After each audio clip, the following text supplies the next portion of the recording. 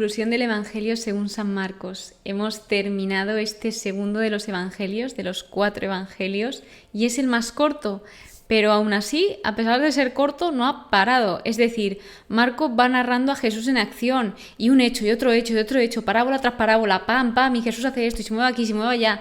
Así resumiría el libro de Marcos. Pero si, por ejemplo, me dijesen de algunas palabras, lo resumiría con la palabra fe, que la destaca muchísimo, la fe, la oración, el perdón.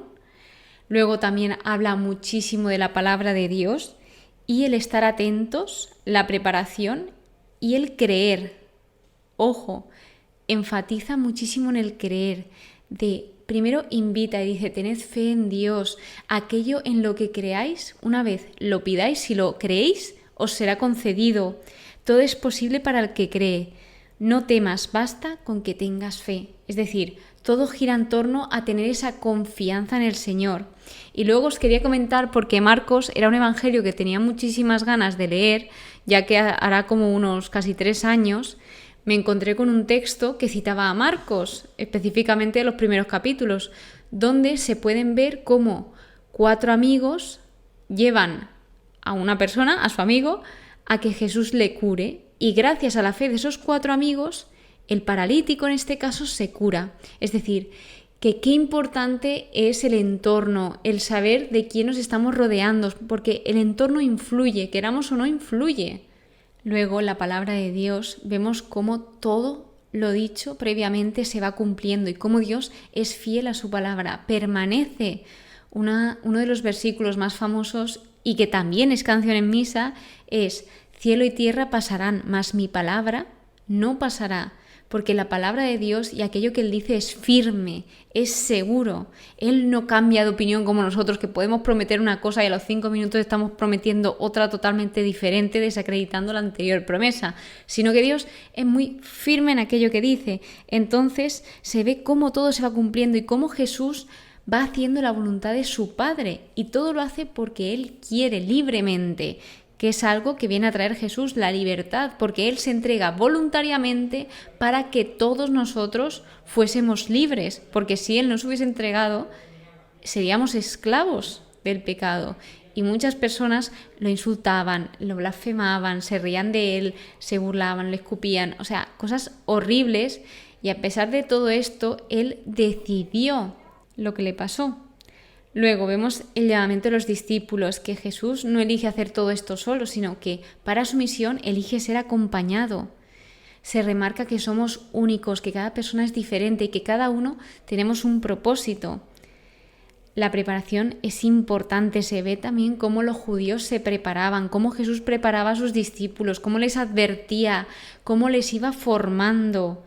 Él no le daba algo que sus discípulos no pudiesen hacer.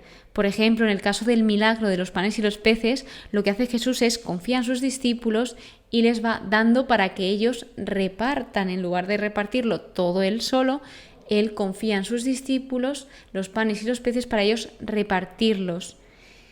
Luego, no hay imposibles para Dios. Nosotros somos limitados, pero Dios es infinito. El trabajo en equipo, que hablando de trabajo en equipo, me voy a cuando intentaban pillarlo, porque se pasan todos los evangelios intentando, los fariseos, los escribas, los saduceos, muchos grupos y muchos líderes católicos intentando pillar a Jesús, pero es imposible pillar a Dios. Así que, hablando del divorcio, hay algo que pude aprender también escuchando otro podcast del matrimonio, que fijaos que es algo totalmente normal y lógico y que ya deberíamos de saber, pero es algo que tenemos tan de normal que a lo mejor lo podemos pasar por alto. Y es que el matrimonio sois 2 personas que pasáis a ser uno. Por lo tanto, ya no eres tú solo, sino que también es la otra persona. O sea, para el matrimonio no tiene que existir el egoísmo, porque entonces, si vas a ser tan egoísta, para eso no te cases. Entonces también hay que ceder, hay que saber pues aceptar unas cosas, hay que saber hablar, comunicarse. Y esto es lo que habla el Señor sobre el matrimonio, que el matrimonio también es entrega. La oración, Jesús oraba. Y podemos decir, ¿es necesaria la oración si Dios sabe lo que quiere, Dios sabe qué necesidades tengo? Sí.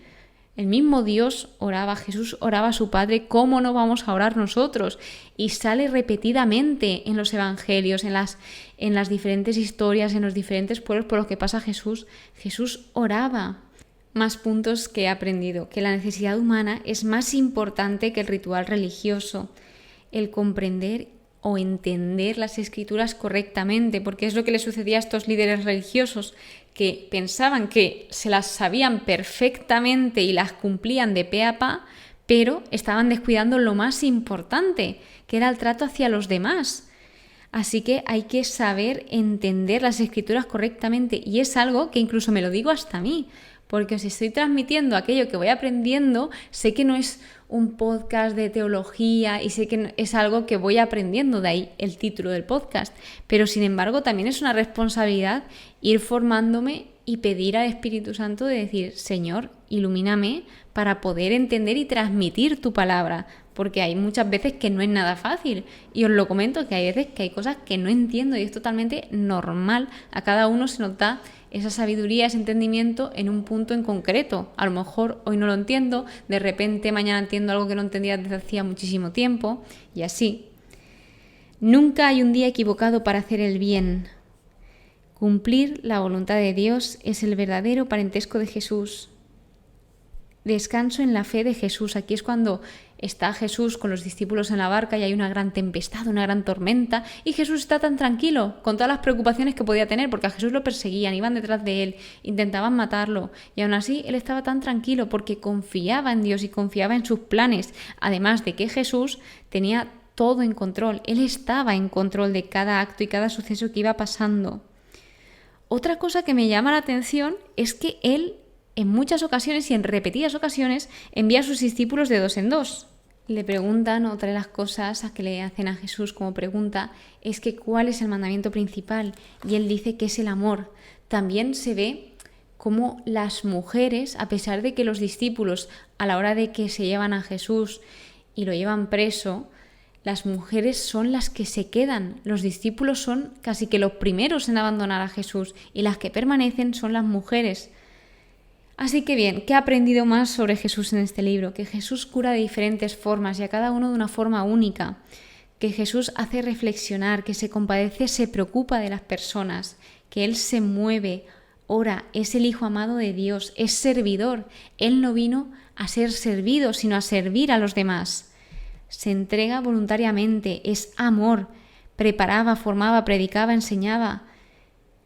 No fue quien pensaban que era, porque pensaban que el Mesías iba a ser alguien grandioso, al que, por ejemplo, en contraposición a lo que os decía antes, iban a tener que servirle. Y en cambio, él vino de la forma más sencilla y más humilde, y él servía a los demás. Él tiene autoridad y todo lo que decía lo hacía con autoridad. Vencía y tenía poder sobre los demonios. Conoce nuestro interior, nuestros pensamientos. Quiere tener una relación con nosotros porque a pesar de que nos conozca, Él quiere que le contemos, aun Él ya sabiéndolo. Y se ve como esa relación tan bonita que los discípulos llegaban de hacer misión o de proclamar y le contaban a Jesús todo lo que habían hecho, todo lo que había sucedido. Luego, mientras el hombre pone su esfuerzo, Dios hace el resto. Esto lo vemos como en la parábola, cuando se planta una semilla, el hombre planta la semilla. Sin embargo, esa semilla crece sin que el hombre sepa cómo. Entonces, esto es esa imagen de que nosotros podemos hacer ese esfuerzo de plantar la semilla y luego Dios ya se encarga del resto. Todo lo ha hecho bien, es lo que decía la gente de Jesús, además de que la gente se maravillaba al escucharlo. Jesús también sintió hambre, sintió asombro, sintió angustia, sintió tristeza. Jesús está interesado en cómo damos, mucho más que en cuánto damos. Esto se vio cuando la pobre viuda fue a ofrecer en la ofrenda del templo 2 simples monedas y luego estaban los ricos ofreciendo lo que les sobraba, y Jesús lo que les mostró a sus discípulos era que la viuda había dado muchísimo más que todos aquellos ricos. Jesús era defensor y sigue siendo defensor de la verdad. Lo que dice se cumplió y se sigue cumpliendo. y vemos cómo poco a poco, de diferentes maneras, cada evangelista nos va contando la misma historia y cada uno con un propósito y un público diferente. Y sí, puede que se repita, puede que sea lo mismo, pero realmente pensaba que se iba a hacer como mucho más pesado el leer otra vez lo mismo, pero no.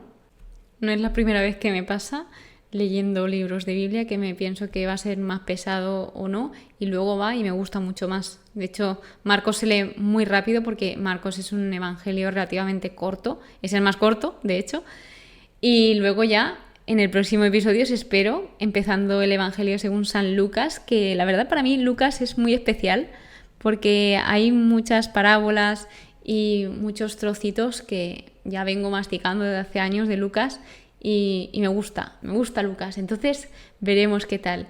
Muchísimas gracias por estar aquí, muchísimas gracias por escucharme. Espero que pases muy, pero que muy buen día y que Dios te bendiga.